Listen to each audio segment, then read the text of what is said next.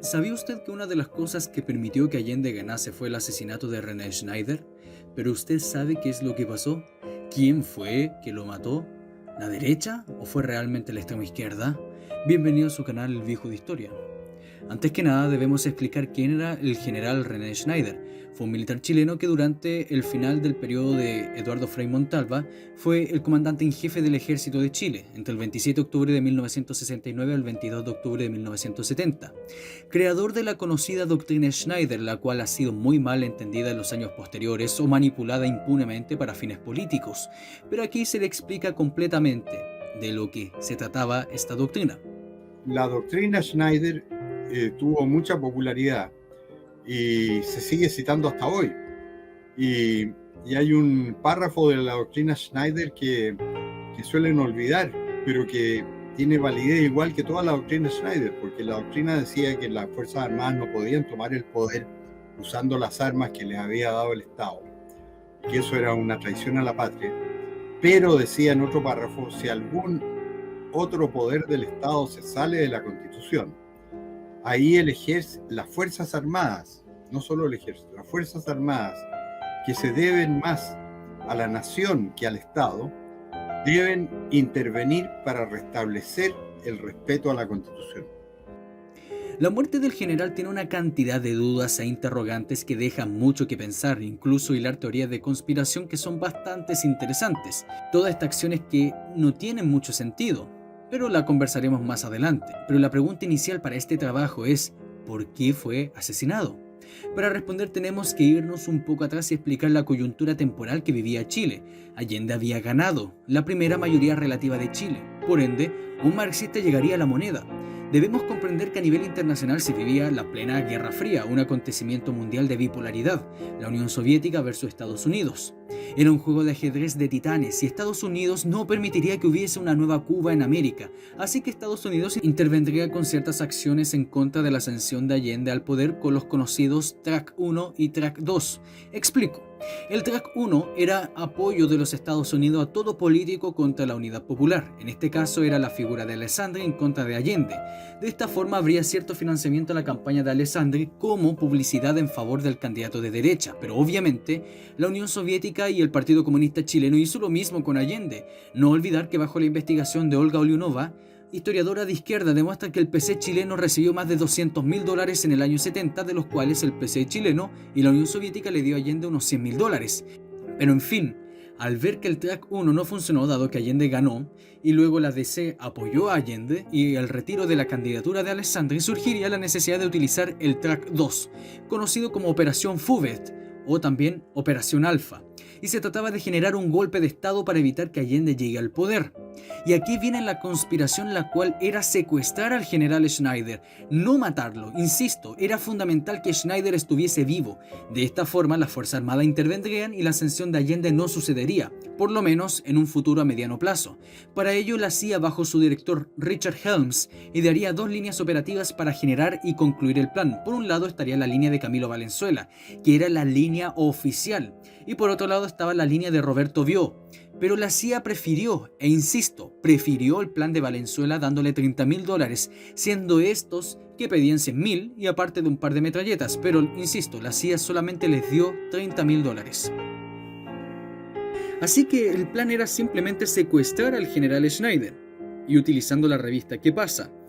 Cito, aprovechando en la mañana del día 22 a las 8:19 horas, entre Américo Vespucio con Martín de Zamora, emboscaron el auto del general, que era un Mercedes-Benz, y de los vehículos bajaron numerosos individuos con armas cortas de fuego en mano y convergieron hacia el automóvil de Schneider, este que iba en el asiento trasero, llevando su pistola Star sobre el mismo, cargada y oculta bajo una cartera o maletín, mientras un chofer militar conducía e hizo el ademán de coger el arma. Algunos de los asaltantes quebraron los vidrios laterales traseros del vehículo con violentos golpes de combo.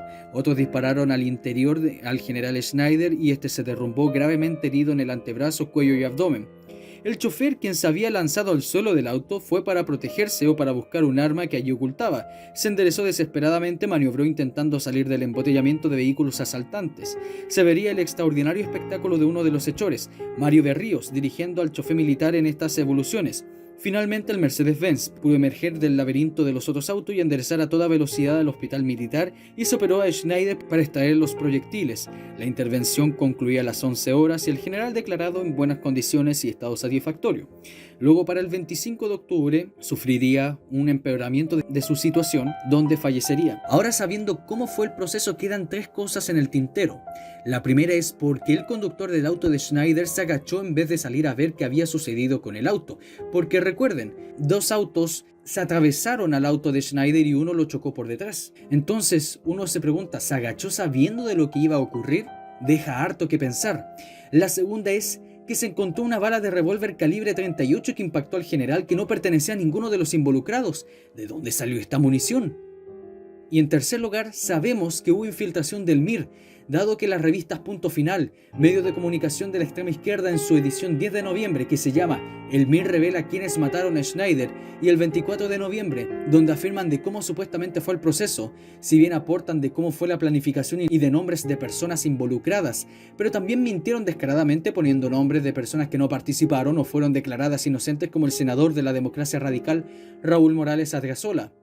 Pero con esto sabemos que el MIR estaba enterado no solo por fuera, sino por dentro de cómo iba a ser el proceso del acto conspirativo. Y es tan así que, citando el libro de Nicolás Márquez, La dictadura comunista de Salvador Allende, y cito: varios de los autores del hecho pudieron escapar, pero otros tantos fueron detenidos y siempre alegaron en el grupo que fue infiltrado por agentes izquierdistas, puntualmente por 2 guerrilleros hermanos de apellido Melgoza, José Jaime e Iván Wolfgang, respectivamente, siendo que uno de los Melgoza le habría disparado a matar a Schneider, aunque también disparó otro que no sería infiltrado, ante lo cual la conjetura queda con una respuesta abierta.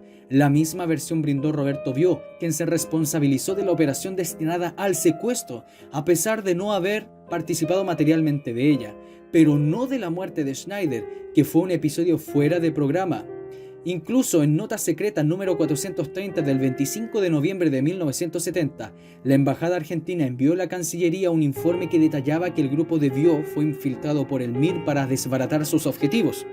Además, el medio de izquierda Interferencia, en su artículo, dice que el MIR había contado con el concurso de Rachid Saladino y pagado una gran cantidad de dinero a Jaime Melgoza Garay, uno de los guardaespaldas del general Roberto Bió, para que disparara en contra de Schneider.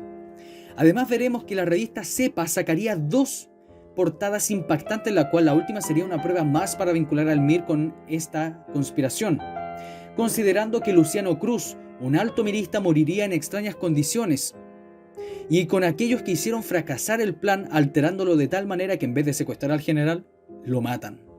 Quiero insistir en esto: si bien el plan fue diseñado por la CIA e independientes de derecha y nacionalistas, en esta conspiración no había partidos políticos involucrados, simplemente eran personas independientes de derecha que estaban comprometidos a evitar a toda costa la llegada de Allende al poder.